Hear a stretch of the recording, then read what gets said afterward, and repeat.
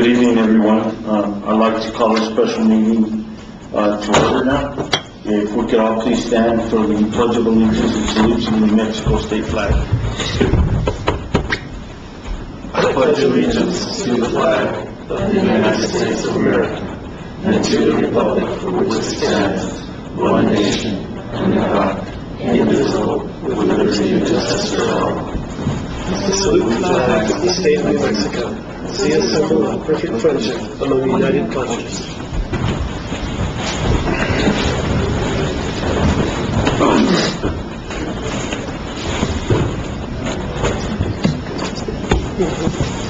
Going on to the next item on the agenda, approval of special meeting agenda. Mr. Chair, I move we approve the special meeting agenda as presented. Second. Okay, we have a motion by Commissioner Brown and a second by Commissioner Salas. Discussion? Are we going to change the order? We would like to put Dr. Steiner first, is that correct, because he's on call? Yes. Yes. I would amend my motion to make that adjustment. Okay. And continue second. Any discussion? All those in favor? Aye. Aye. Motion carries. Okay, moving on to consideration of Gila Regional Medical Center Board of Trustees applicant presentation. Just reminding each one that's going to come up here and do their presentation, there's a 10-minute time limit. When you get about 2 8 minutes, I'll let you know. And if we could go ahead and start with Dr. Stein.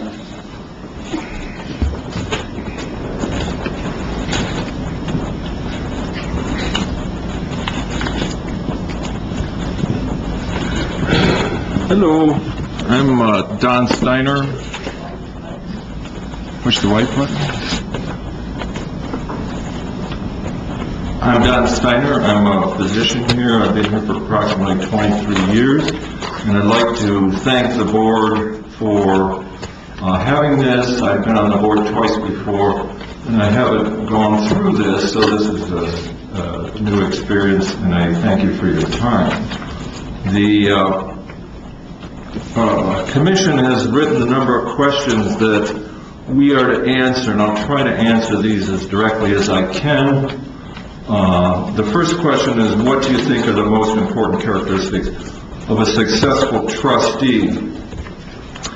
And I think the first thing that people who have been on the board should be prepared for is blood, sweat, and tears, because being on the board is not a joke, it's not fun, it's work, and if there's any reason other than the fact that you want to help the hospital, there's other things you can do for fun. You should be expert in something that aids in the management of the hospital. Just wanting to be on the board isn't helpful. You should be either very well-versed in financial matters, or be somehow related to the health field, or in some way be able to help the hospital. I think that a lot of people wish to get into management, but I don't think the hospital board is the right place unless you've had experience. You have to have the energy and intelligence to become knowledgeable in other areas. I was on the second time I was on the board, I was on the finance committee, and I had to meet with the financial officer before every meeting because I was not that financially intelligent. And so I did that, and I think that's something that's very important for board members.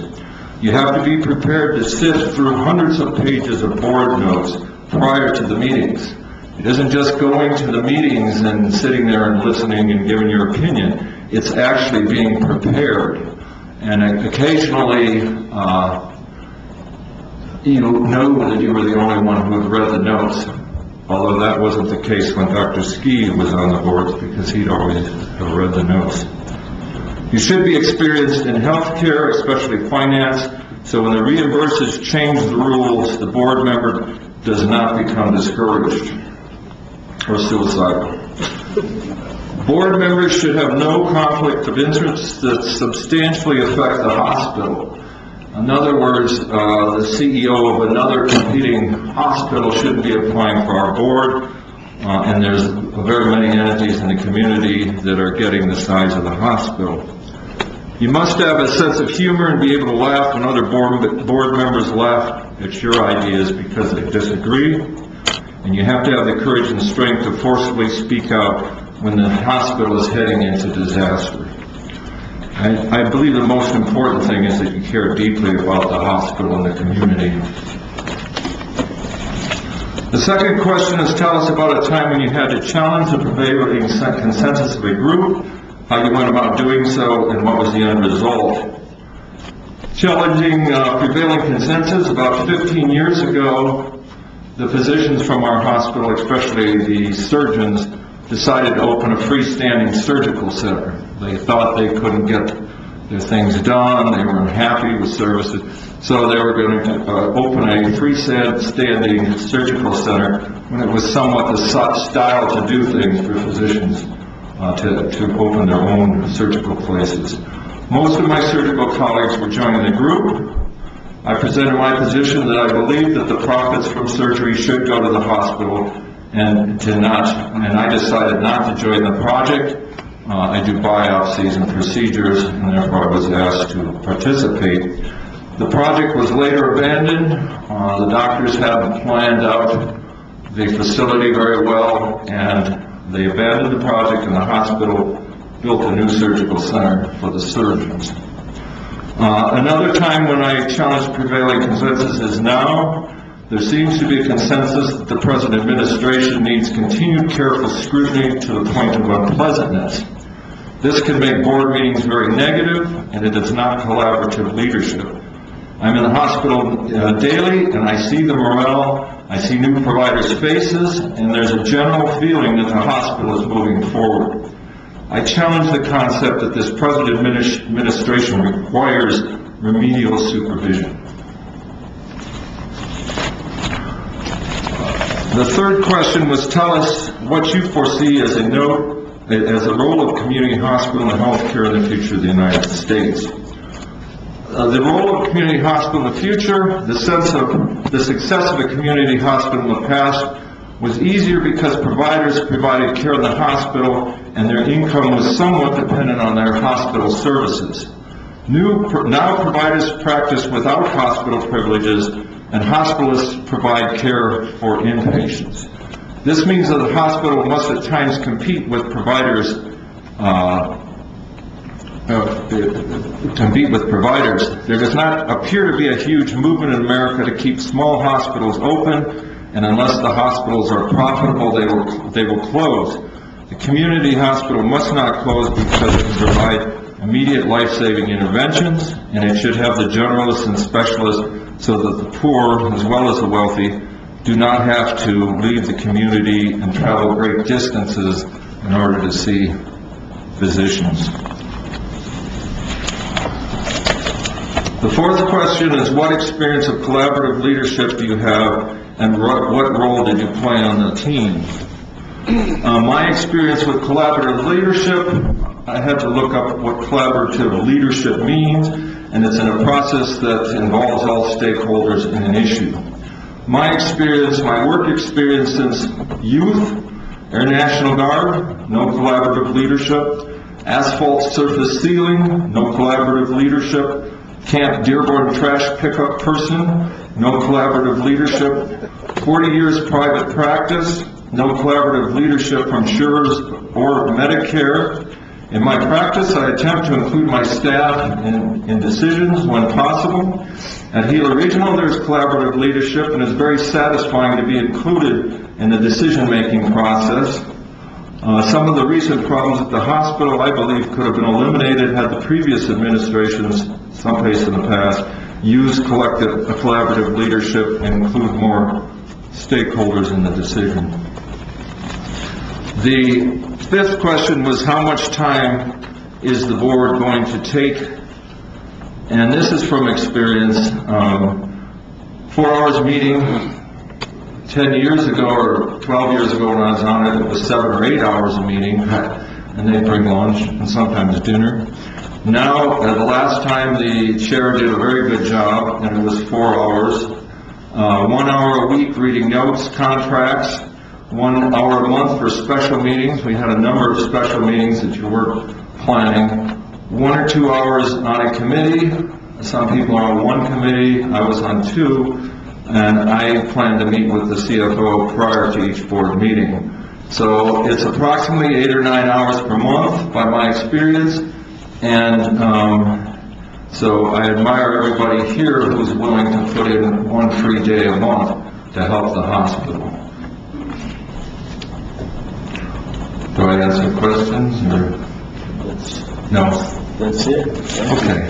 Well, thank you very much for listening and for having this meeting. Thank you. Thank you. Thank you. Just before I move on, I forgot to mention, so Commissioner Billings will not be able to attend as he's helping with his father. He had some medical issues there, so he's, I believe, out of town. Just to let you know, that's the reason he is not here tonight. So he wanted me to tell you all that. Okay, moving on to the next one, Cynthia Moreno.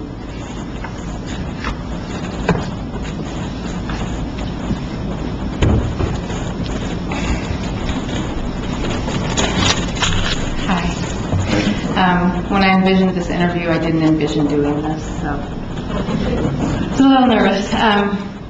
So my name is Cindy Moreno. I'm a nurse practitioner. I work for Gila Family Practice, and I've been a nurse practitioner for about 8.5 years. I've been a nurse for 23 years altogether. I've lived in Silver City for 21 of the years that I've been a nurse, and so the majority of my healthcare career has been here in Silver City. I've raised 3 kids here, and I've worked at the hospital several times over the years. I've always been proud to work at our hospital, and I've always been confident in sending patients there. I've had my family members there, and I've been a patient there myself. I've been in other hospitals as a patient, bigger hospitals in bigger cities, and I don't think I've ever had compassionate care like I do at our hospital. I think the employees that work at our hospital, for the majority of them, live here, and I think they do have an interest in providing good care and making sure patients come back and that patients feel safe. Like the rest of the employees that work for the hospital, I'm a hospital employee. I do feel like I have a vested interest in keeping the hospital strong. I don't feel like it's a conflict of interest to work there. I think if anything, that makes me more motivated to keep our hospital strong and moving forward. I would like to see our hospital always be able to provide the services we need in our community, to stay financially viable, to follow a strategic plan, to have definitive timelines for those plans, and to make sure that the financial return on investment can sustain the growth that is envisioned at the hospital. So the first question, like Dr. Steiner said, was about trustee characteristics, and I think in your private and your professional life, you always want to have honesty and integrity. You want to be a principled person. You have to think independently, but you do have to be open-minded and be able to work with a team and be courteous as a listener. You can't have an open mind if your mouth is open, so you have to close your mouth and listen. You have to recognize that your teammates have value, that they're assets, just like when you work in a clinic and everybody has their place. They're all assets, they all have value. And you have to make sure that your team knows that you have experience and knowledge and value to bring also. And hopefully when you're on a board or a team, everyone has some kind of knowledge and value that they bring. You also have to be willing to be unpopular. I don't feel like being on a board or being a commissioner is a popularity contest, as you guys probably know all the time. But you do have to be able to stand up for your beliefs, and you have to ask questions that people don't want to answer and things that people don't want to hear, certainly, sometimes. And discretion, I think, is the last thing that I would add as an asset. I've worked in healthcare, like I said, for 23 years, and HIPAA is, part of healthcare, and I would consider things that happen on the board to be part of that. The second and fourth questions were about challenging consensus and leadership teamwork. So I combined those things. I hope you don't mind. But I did keep it at 8 minutes, so I think whenever I practice, so we're gonna be under time. I think the things that prepared me the most for working on a team and for leading, for standing up and challenging and advocating for people, for patients, was being a night nurse, and I did that for a long time. That was at Gila Regional. I worked emergency room and floor, and at night you have a finite amount of resources and people, and just like when you're a rural hospital, you have a finite amount of resources and people. You have to know other people's strengths and their weaknesses on your team, and when things go down, then you have to lead that team, and you have to delegate things that you know people will do well. You have to have a belief in your own skills, and you have to be calm. And I think those things certainly build confidence when you're dealing with situations where people are unhappy, and when you have to call providers in the middle of the night at 3 in the morning for your patients and advocate, then you have to be concise, and you have to be able to stand up for your patients. And that's how I think of being on the board. I want to be an advocate for our hospital in our community. I want it to always be what the community needs. The third question was about the community hospital's future in healthcare, and I feel like community hospitals change and stay the same. We have this huge geographical area that we cover, that we serve, and we have this diverse population. We have underserved populations. To be at our full potential as a hospital, I think we have to work with all the other entities here. We all have a place in this community as far as different clinics and what we can do and how we can support each other, and so we do have to find common ground to help our patients. Part of that is being lean as a hospital, and healthcare is changing, and there's not just money flying out of the government at us anymore. So we have to stay financially viable, and we have to look at what do we need to provide. How can we pull people into our community? How can we draw young people to come and live here? We have to have OB, we have to have P's, we have to have family practice. If we're going to have families, if we're going to have retirees, we're going to need ortho, we're going to need cardio. There's specialties that the hospital is recruiting, which is a great thing. I'm so happy. And to keep those specialties here, we have to be able to support them, we have to be able to retain them, and part of that is making sure we have what they need, and that's equipment. That's making sure that if we hire surgeons, we have OR time and OR space, and so all those things cost money. So when we're looking at growing those services, we again have to make sure that we have a financial plan going forward that we can start to get revenue back. The more patient share we have as a hospital, the stronger entity we are to go and negotiate with insurance companies. That gives us a seat at the table with insurance companies. And the last question about time, I think any time that I would invest in the board would be an investment in my community. And I'm an empty nester starting in August. I'm very sad about it. And so I will have time to devote, and I would be happy to do that. And it sounds like it's going to be significant time initially as you get caught up, and after that, hopefully things are, you get into the routine of it. So, any questions? No? We're not going to be asking any Oh, questions. good. So Okay. we have your resume. Darn, I really wanted to answer questions. Just to let you know, I think we're all expecting we might have follow-up questions on a one-on-one basis, but we weren't going to do that in a crowded interview context. That's the part. Okay. Good. Thank you.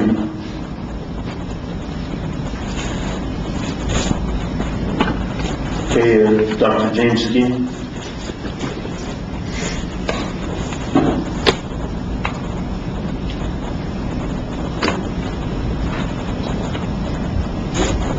Okay, I've been a doc here for a little over 38 years now. I'll get right to the questions first. In terms of board member characteristics, I see there's 4 major characteristics. One is, of course, the ability to put in the time and effort into doing the job. That's basic. And I'll answer the 5th question right here. My expectation is probably an average about 8 hours a week. It's that much work. but it includes not just attending meetings, which are multiple during the month, but also reading and analyzing the packets, which are considerable sometimes, and you have to track down people who ask questions and such to understand them. But also what's very important is outside education and reading, because the healthcare field is changing so rapidly. It's changing under our feet. I mean, we got to read laws, we got to read contracts, we got to read, books, on healthcare management and economics and politics and all this stuff.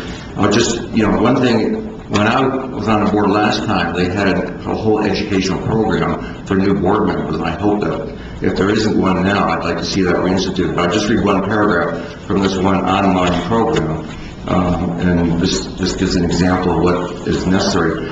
Trustees play a significant role in the transformation of healthcare and must demonstrate strong leadership to navigate through the challenges that confront their organizations. The future of healthcare still is largely unknown, and the range of board responsibilities is broad. Hospitals and health systems need dedicated and knowledgeable individuals who are willing to commit their time, expertise, experience, and leadership to the hospital, its mission, and the community. And that states it fairly succinctly. So that's number one, is just putting in the time and effort. Next is dedication to the mission, the vision, and values of the hospital. And that seems like a no-brainer, but it's a little more subtle than that, actually, because I've seen problems in the past occur when you do what you think is right for the hospital right then and there, but it's somewhat against the mission, vision, and values of the hospital. And that has invariably come back to bite, the hospital on the rear end and cause problems later on. So you just really have to keep your North Star in sight all the time, especially as a board member. Objectivity and fairness is always necessary. And the fourth is there's certain basic competencies, 8 of them that are listed. First, clinical. You have to understand what the clinical implications of any decision might be. What does it mean to not offer a service in the community? For example, if one were to stop offering mental health services in the community, what would that implications that be? What would the effect be on the county, etc.? The economic realm is the second. The economics, I often describe our practice, but it's true of the hospital too. If your hospital is a car, your cash flow is your engine. And if you don't have cash flow, you're not going anywhere. Organizational, to me, the most successful leaders I've been exposed to in the past have been leaders who make you want to please them and to do a good job. And there's just a knack, it's a subtle knack to make that happen. Ethics is very important. I've seen some ethical problems in the past that, again, have come back to bite the hospital. Legalese is always a problem, and the board has to deal with legal issues on a fairly regular basis, unfortunately. Politics, unfortunately, is, as we saw with just the recent change in the funding of the hospital, politics plays a big role in what the hospital can and cannot do. Historical perspective, I think, is very important. To know what's been tried before and what worked and what didn't work is very important. And I might say, one of the problems we've had with the board in the past, and indeed the recent past, has been there's been a lack of historical perspective. There was a time when board members, there wasn't a member on the board who had been there more than 3 years. And that puts them at a very big disadvantage. It takes a while to learn the knack of being a board member. You just don't walk in. I mean, if you had to have surgery, a complicated surgery, you would not want to be the first one that person ever operated on that type of surgery, who maybe read a book about it or something. Well, being a board member is more complicated than most complicated surgeries.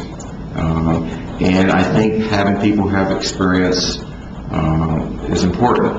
And I would advocate that the commission listen carefully to the present board and future boards is what they say and what they need, and give that due consideration, and not just change things on a whim. You need to have good reasons for making a change. And last, but not least, all these characteristics, it's hard for one person to have that. Hopefully, within your board, you have all these bases covered. But one thing that's necessary for board members to have the judgment of when to defer to more expert opinion. So that's what I see as the main important characteristics for a board member. In terms of challenging prevailing consensus, your second question, I'll give you two examples. When I first came on board over a decade ago, the CFO at the time, Cliff Olson, presented a budget. It just happened when I rotated on. And I just made a point that some things just didn't make any sense to me on that budget. And I really raised objections about the budget. Well, that led to some investigations, and I think it was 2 or 3 weeks later, the CFO was fired because he was, as his term at the time, cooking the books. Another example was a couple years ago that the hospital decided to get rid of home health and hospice. Many of us felt that that was the best operation the hospital had, was their home health and hospice operation. And we were very upset. And I got together with some colleagues, and we got a petition, had a special meeting, and tried to prevent that from happening. We kept saying it is not, home health and hospice is not doing a good job, it's the billing office and things, literally stacks of paper on the floor that weren't being processed, and that's why they're losing money. Well, it wasn't too many months later that that CFO who recommended that change, which was approved by the board the next day, unfortunately, was let go. And it was a mistake. It was a big mistake. And it was a loss for the community and for my patients. In terms of the role of community hospital and healthcare in the future of the United States, the hospital is always a safety net for the community. Emergencies occur, or hospitalizations occur, you need resources, you need services provided. It's a necessary, a community like this without a hospital, it'd be hard to, first of all, you would have both direct and indirect economic loss. Direct economic loss because you lose a lot of jobs. Indirect because a lot less people would be willing to come here, a lot less businesses would be willing to come here.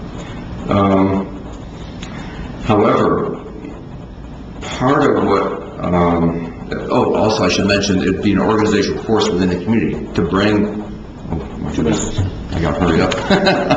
Okay.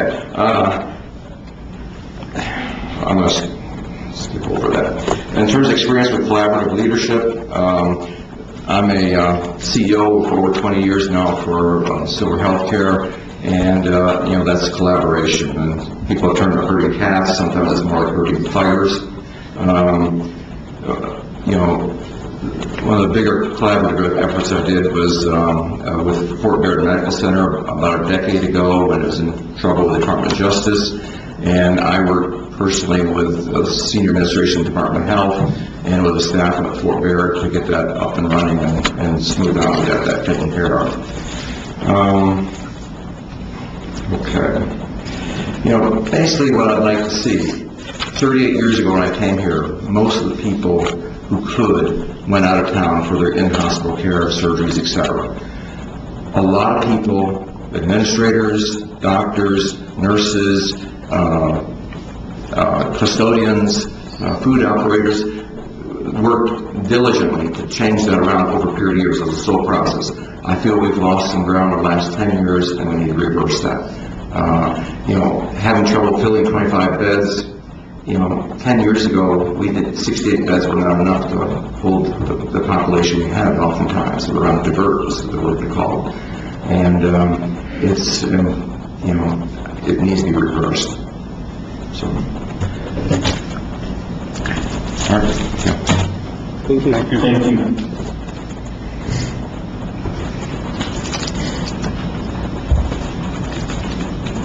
Moving on, Gail, it's done.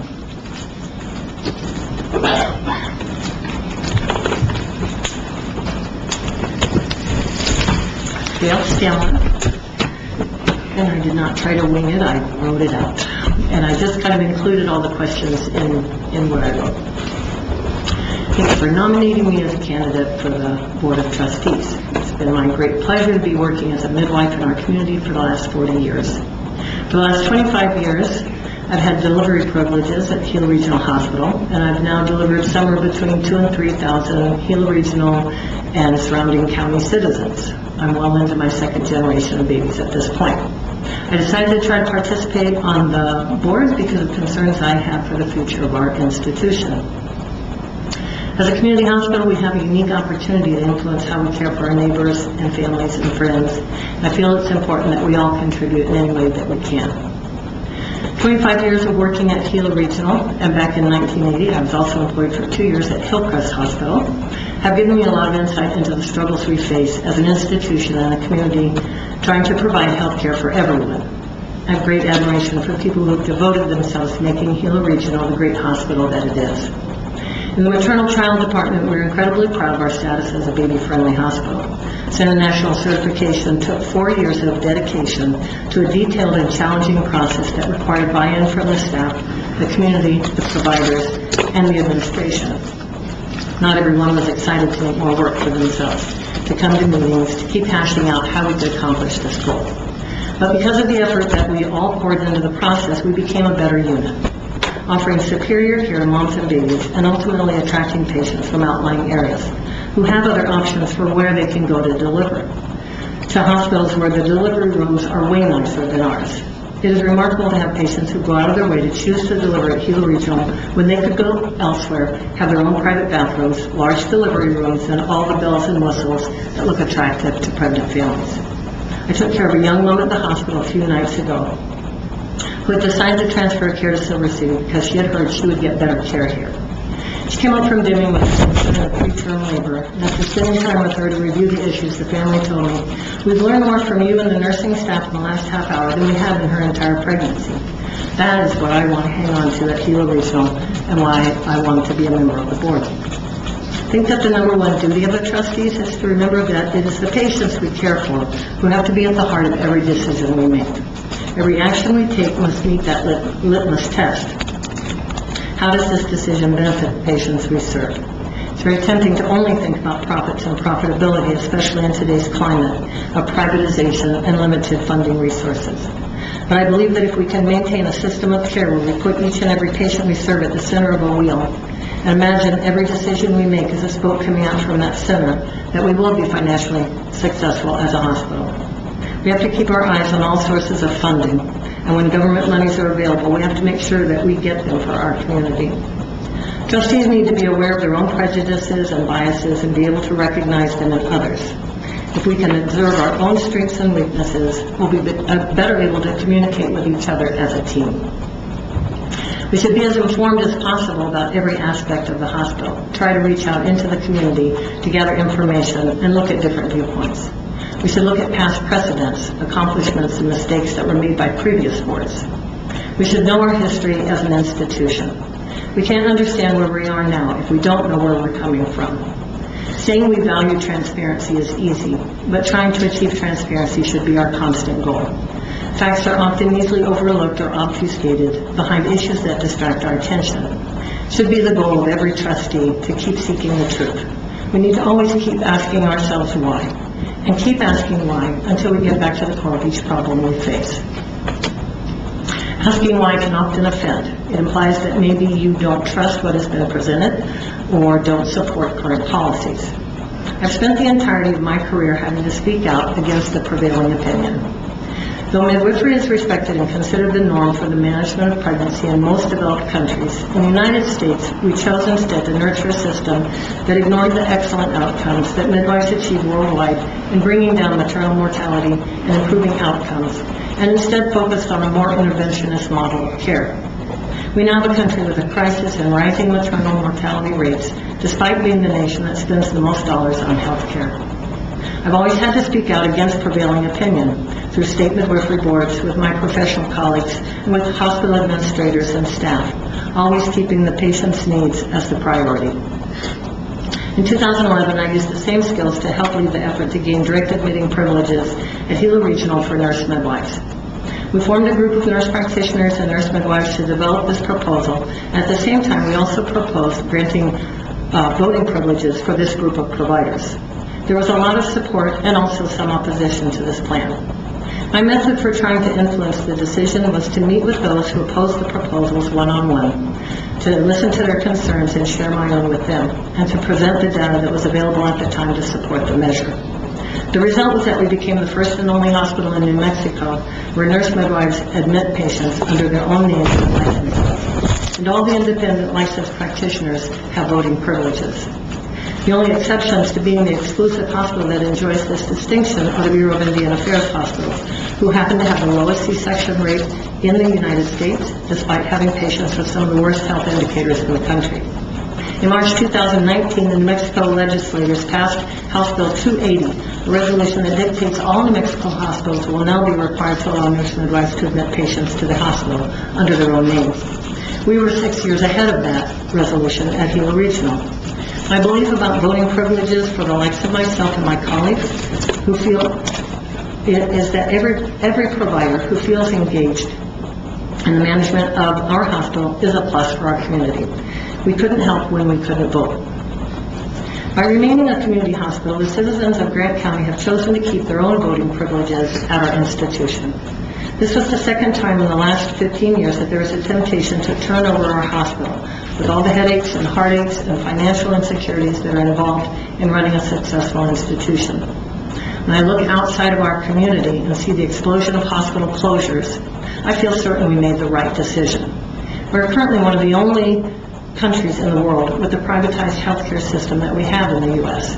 I don't think it will last much longer, as it is too expensive, too wasteful, and too many areas have lost their hospitals because of it. Too many patients are now without the services they need because it wasn't profitable for the shareholders. And rural hospitals are falling like flies. I believe we will be the leaders by maintaining a hospital that provides care to everyone. A U.S. Senator is looking at the recently announced closure of Hahnemann Hospital in Philadelphia, which will leave many thousands of patients without health care and residents without employment.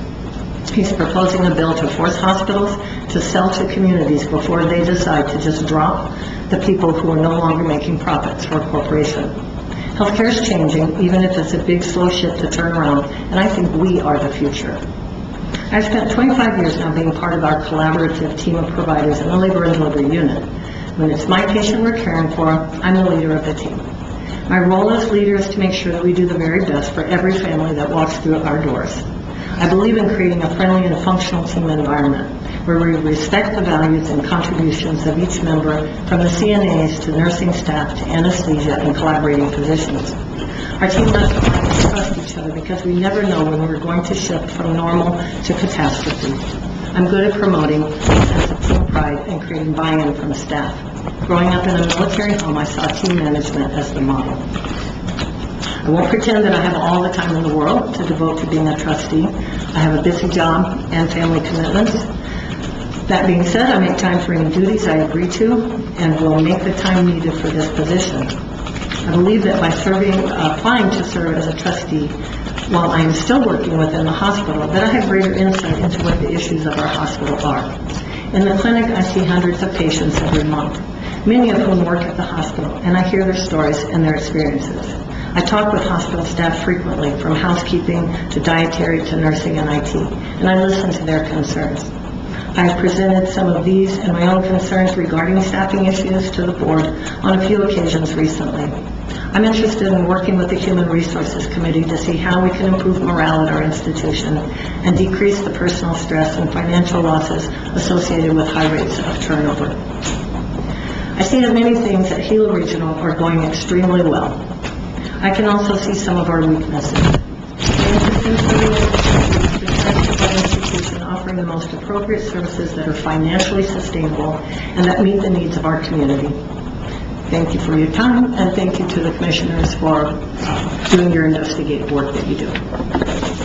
Thank you. Thank you.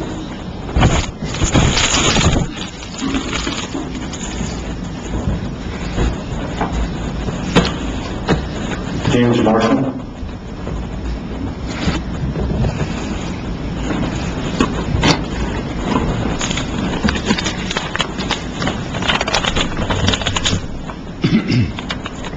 Those of you that know me may be thankful that I actually did write something down this time, so I try to keep it.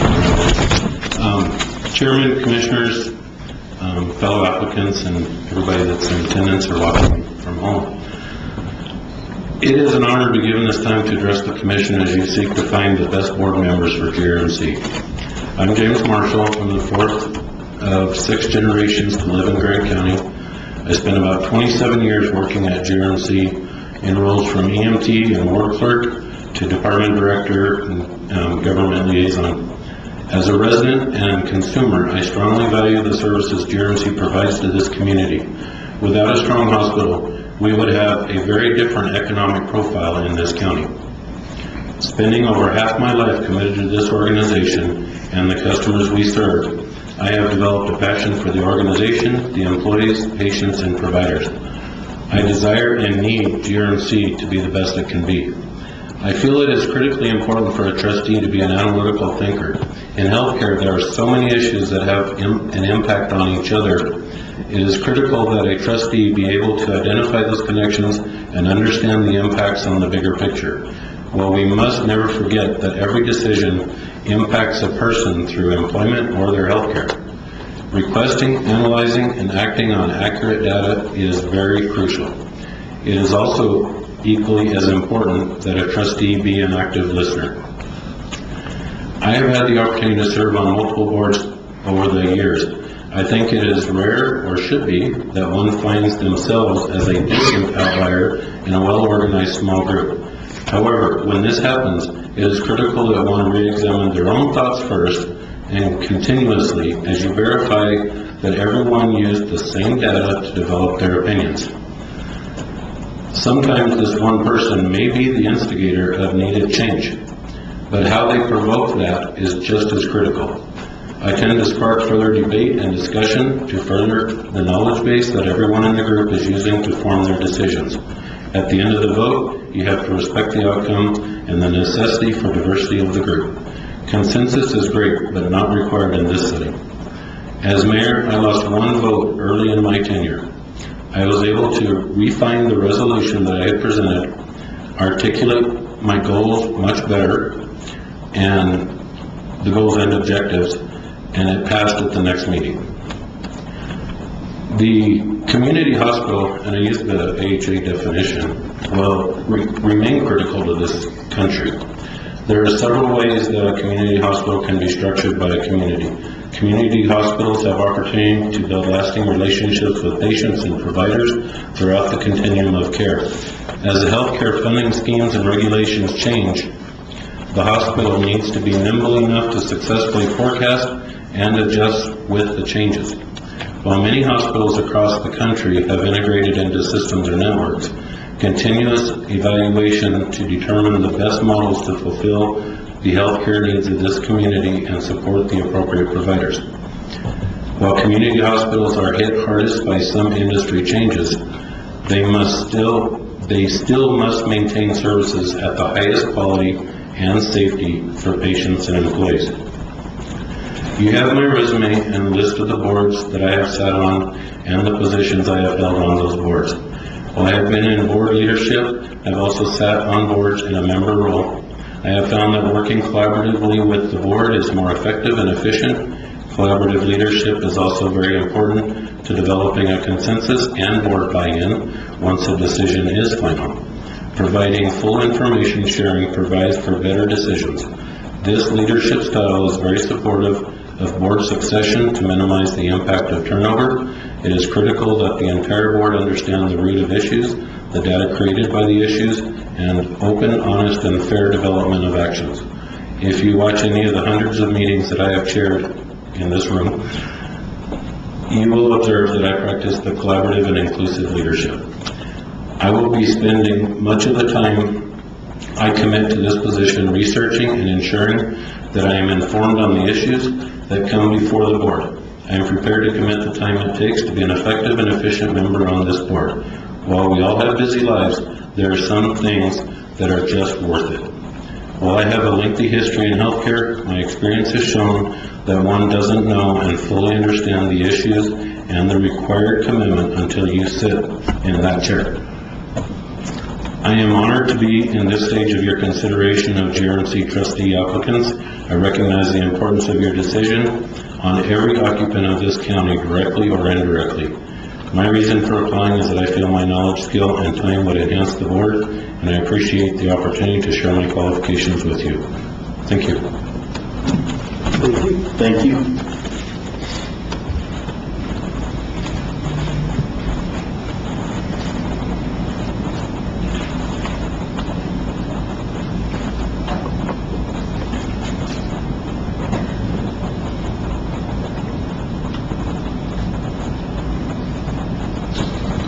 Okay, next, Joe Sharp.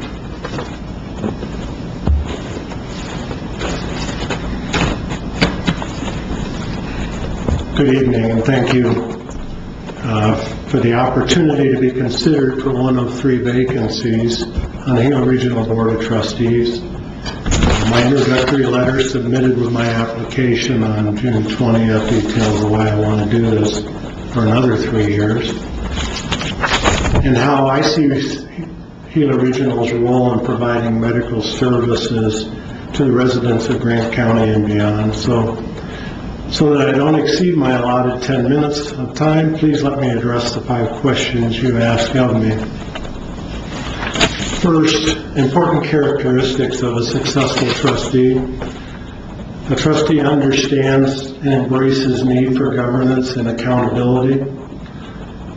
A trustee utilizes performance data to identify opportunities for improvement and monitor progress to improve quality and safety. A trustee works collaboratively with the hospital administration to implement strategic plan objectives. A trustee is prepared to make the effort to understand the complex and ever-changing world of healthcare delivery. And finally, a trustee embraces community accountability and transparency. The second question, prevailing consensus of a group, how I went about it. I serve as the president of the New Mexico State Track Shooting Association. This is a little bit away from medical, but the board of directors had in the past promoted annual shooting competitions at 4 locations in the state. Only 1 location could support the number of participants the association wanted to attract and generate a small profit. Showing that the association could benefit financially by selecting 1 permanent site, the board agreed and approved the change. The association now sits in very solid financial footings. Tell us why you foresee the role of community hospital in the healthcare of the future of the United States. The current political environment that we live in today suggests a strong interest in moving towards a single-payer healthcare system, namely Medicare. Medicare reimbursements to the hospital are cost-based, and quality outcomes driving reimbursement rates. Because GRMC derives the largest part of its business through Medicare, it is imperative we capture our costs while delivering superior quality service. Hospital costs can be controlled through outpatient delivery of services, either through the surgical center, which we currently operate, or utilizing outpatient clinics such as family clinics, also our cardiology clinic. What experience of collaborative leadership do you have, and what role did you play on that team?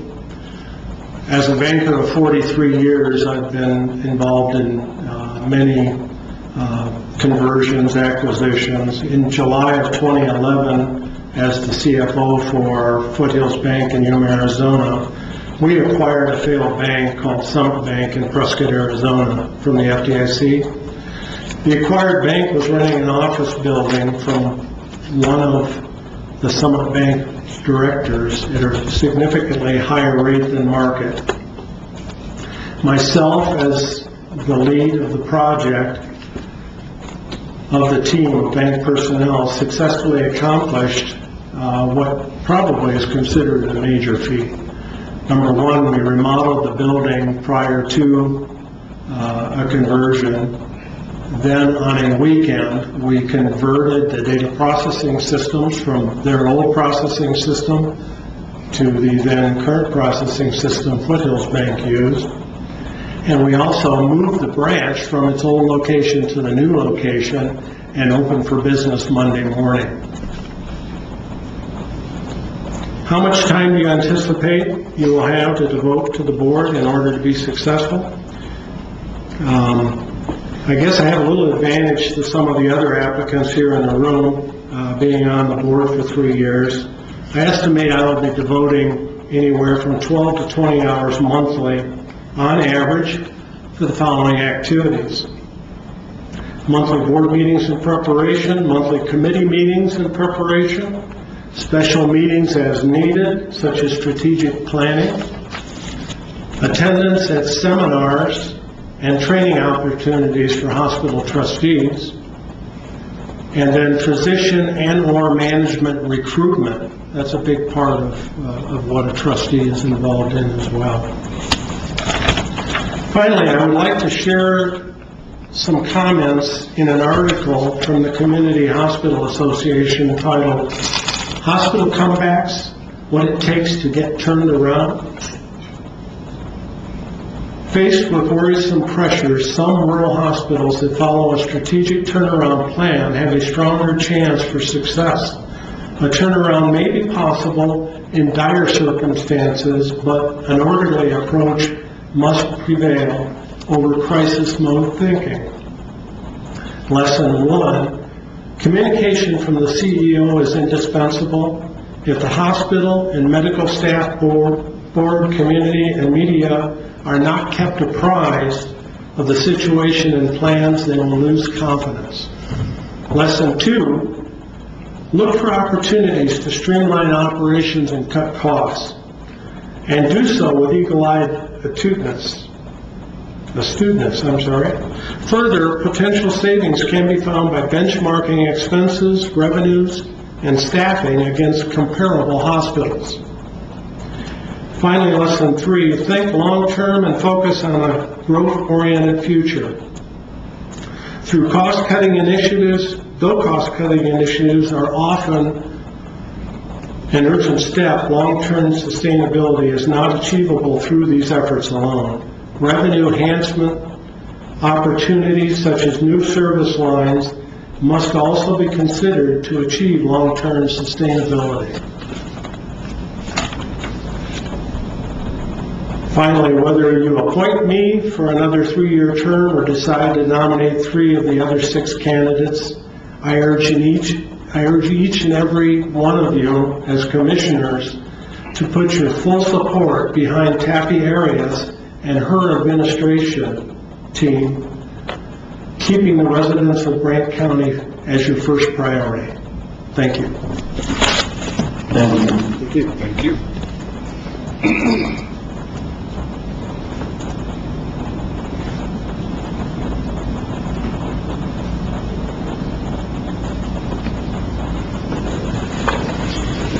Okay, next, Raymond Bowman.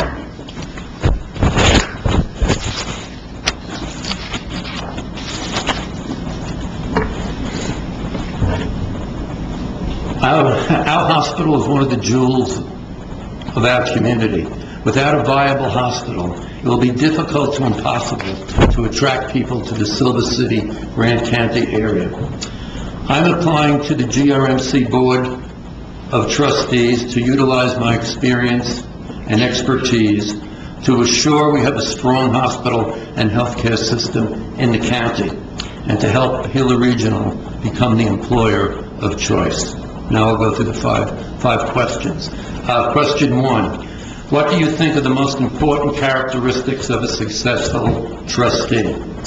I think the most important characteristics are the willingness to listen to divergent points of view, to represent the interests of the hospital and community over personal interests, to utilize one's experience and expertise to contribute to board discussions and decisions, to work towards consensus and to disagree without being disagreeable, and in short, to be an effective team player. It is also an asset to have experience in hospital operations, so one knows the questions to ask and the answers one should receive. Question 2. Tell us about a time you had to challenge the prevailing consensus of a group, how you went about it, and what was the result. I would reference the time I was director of pharmacy at the University of Arizona Medical Center, which was a large department with 110 pharmacists and also technicians. I wanted to deploy most of the pharmacists and work from the central pharmacy to the patient care areas. So each nursing unit would have a pharmacist on the unit. The College of Pharmacy lobbied strongly to assure only pharmacists that had a PharmD and a residency would be working up on the patient care areas. My position was any pharmacist who was interested and could function in the role be given the opportunity. I promised the College of Pharmacy we would conduct a study after 6 months on the performance of the 3 different groups of pharmacists deployed to the patient care areas. One group of pharmacists was pharmacists without a PharmD and a residency. They had a bachelor's degree. The second group of pharmacists deployed had a PharmD but didn't have a residency. And the third group of pharmacists had a PharmD plus a residency. At the end of the 6 months, the study demonstrated no difference in performance amongst the 3 groups or in nursing or physician satisfaction, and the College of Pharmacy dropped the issue. Question 3. Tell us what you foresee as the role of a community hospital in the health care of the future in the United States. The role of a community hospital going forward is a multifaceted role. It is to provide the best care possible to its patients and to be able to hire and retain the highest quality staff possible. It is also essential the hospital play a leadership role in working closely with other healthcare entities and providers in the community to minimize competition and duplication. Competition must be replaced with cooperation, which can help drive down costs and bring services to the community that are not presently available. Question 4. What experience of collaborative leadership do you have, and what role did you play on the team? Collaborative leadership is a type of leadership utilized to obtain effective and efficient results across organizational, departmental boundaries. The collaborative leader takes the time to build relationships, shares control, and handles conflict in a constructive manner. If an individual is going to be an effective leader, they must realize that people are the most important asset an organization has, especially in healthcare, which is a business of people taking care of other people.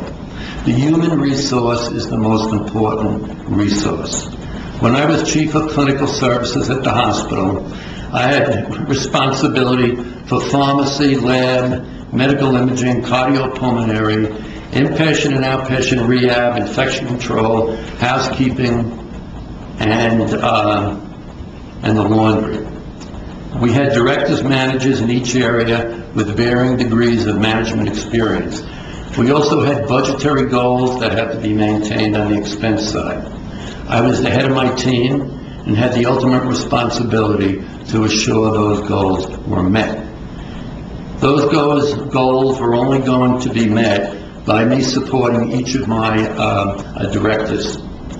That was accomplished by sitting down in each director's office 2 to 3 times a week to ask if they had any issues, problems they needed my assistance with in meeting established goals. I also had a monthly meeting with the management group I had responsibility for, so everyone could share their successes and issues with the group, and strategies could be developed to address obstacles. Question 5. How much time do you anticipate you'll have to devote to the board in order to be a successful trustee? And what specific activities do you anticipate spending those hours on? Since I am retired a year ago, January, I'm available to spend as much time as needed to carry out my responsibilities at any time of the day, evening, weekdays, weekends. I expect to be spending most of my time, if I'm selected as a trustee, working on projects the board may be addressing and reading. I would conservatively say that I'd expect to spend 15 to 20 hours a month, and there are times that I could possibly spend more. In closing, I would just like to say I've been in healthcare management in three different states for a period of 40 years. But the best people that I had the opportunity to work with are the caregivers we have here at the hospital. And we are fortunate as a community that we have the quality people that we do. And I thank you for your consideration. Thank you. Thanks.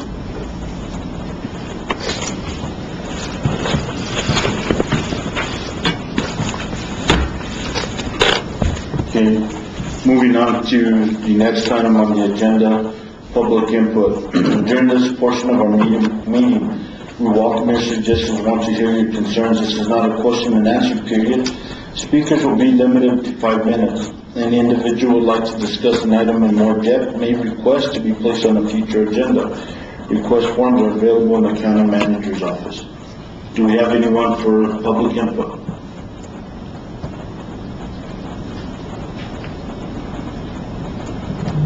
No one for public input. Thank you.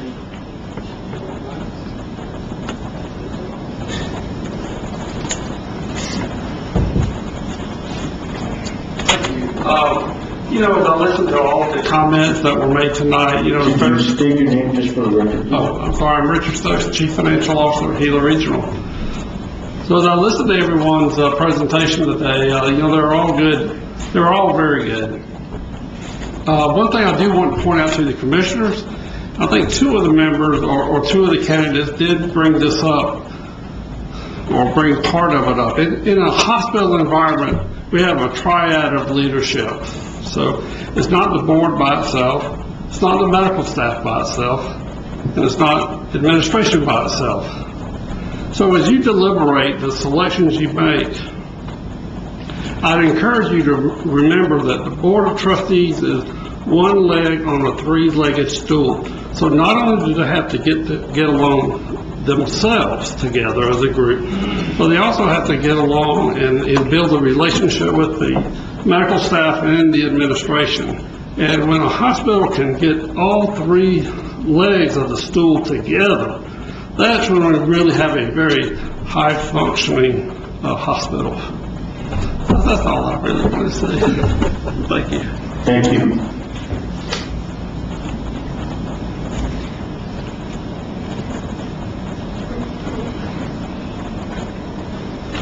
Mr. Chairman, members of the commission, my name is Tony Trujillo, and I'm the new chairman of the Board of Trustees, and I haven't even had a meeting yet, so wish me luck.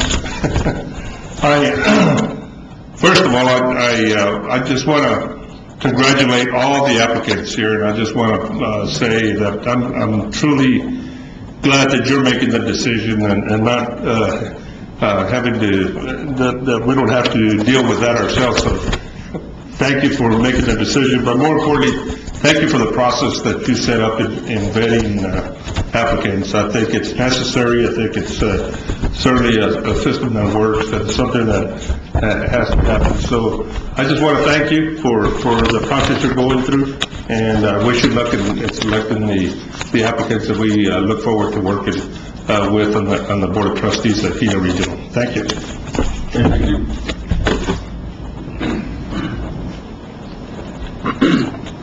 Anyone else for public input? Yes, sir.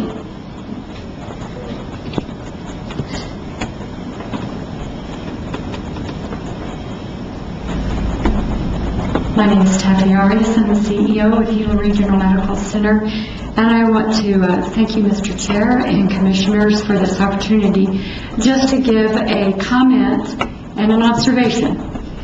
And this really doesn't have anything to do with all that's going on tonight, but it's something that I've been thinking about every time that I have been, not just a presenter here, but as an observer in the audience, listening to all of the topics that have been raised in front of you and to you regarding things that you have to vote on.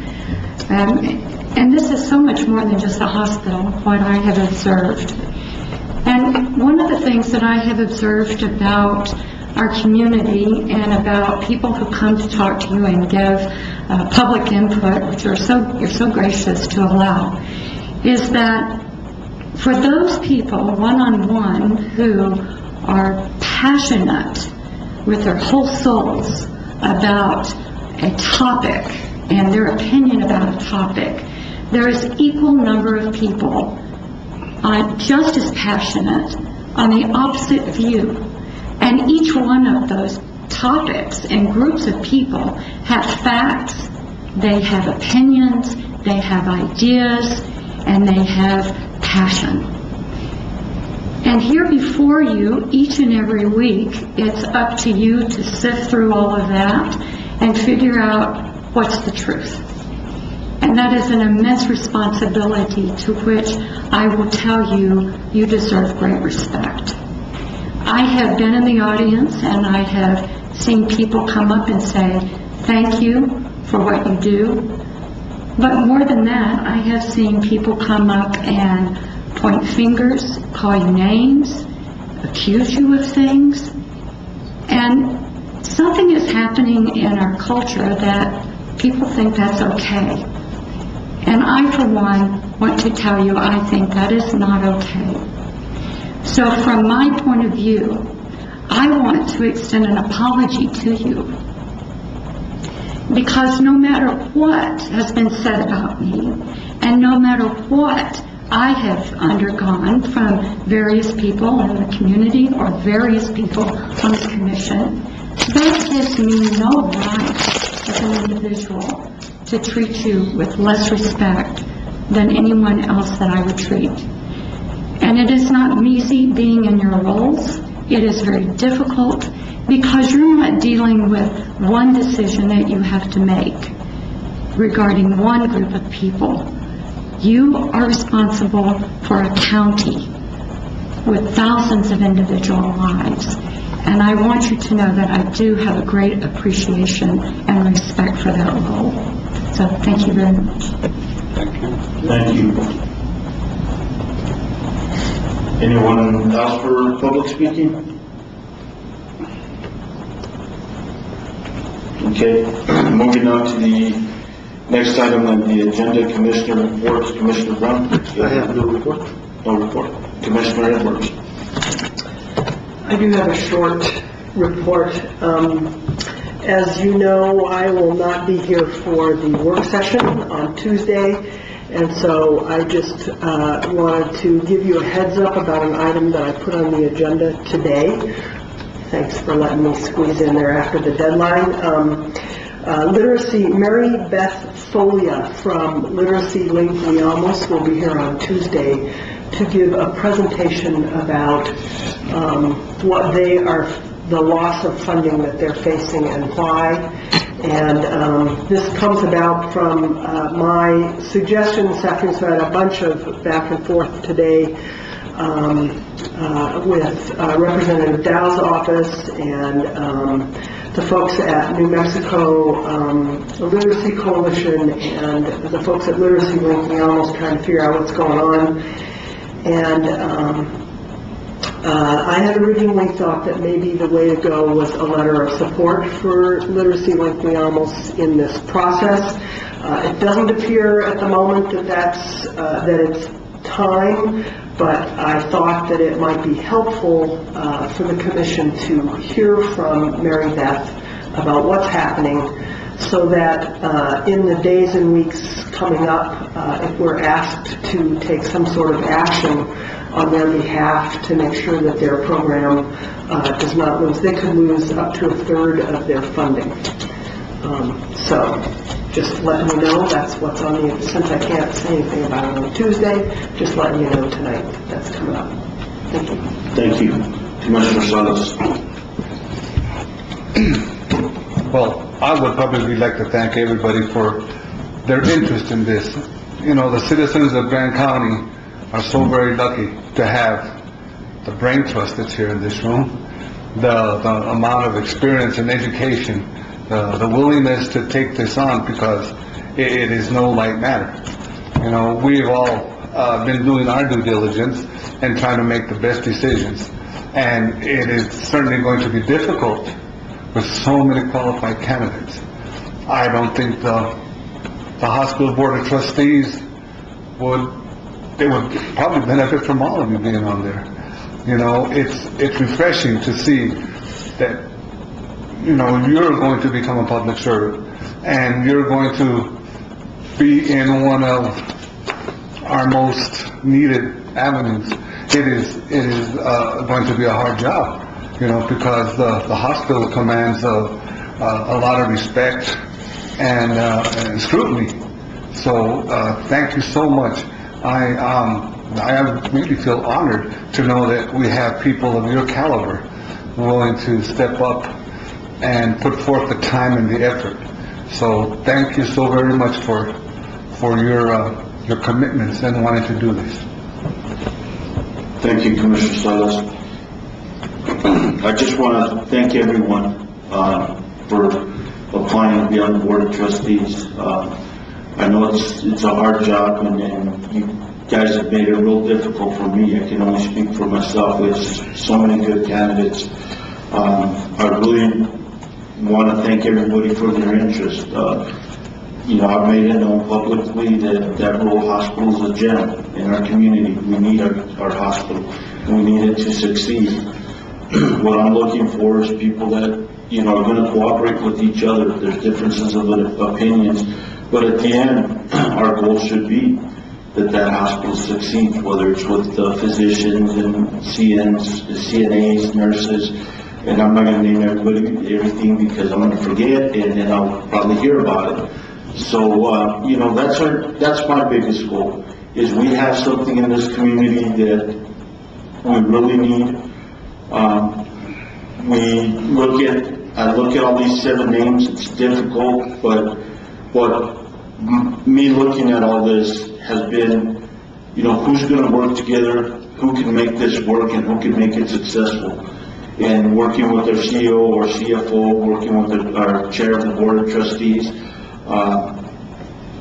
and making it successful, because we need this hospital. And I want to thank everybody for making my job hard, difficult, but I guess that's why we get elected, and some people say this is what you get paid for, and I don't mind that at all. I'd rather be going through this and scratching my head wishing we had other candidates on here. So I really appreciate everybody. I appreciate your time. I appreciate the time you took to see me and come up here, and the interest that you have for our community. I really appreciate that, and I want to thank each and every one of you. Thank you. Mr. Chair, I move we adjourn this special meeting. Second. Second by Commissioner Edwards. Any discussion? All those in favor? Aye. Aye. Meeting adjourned.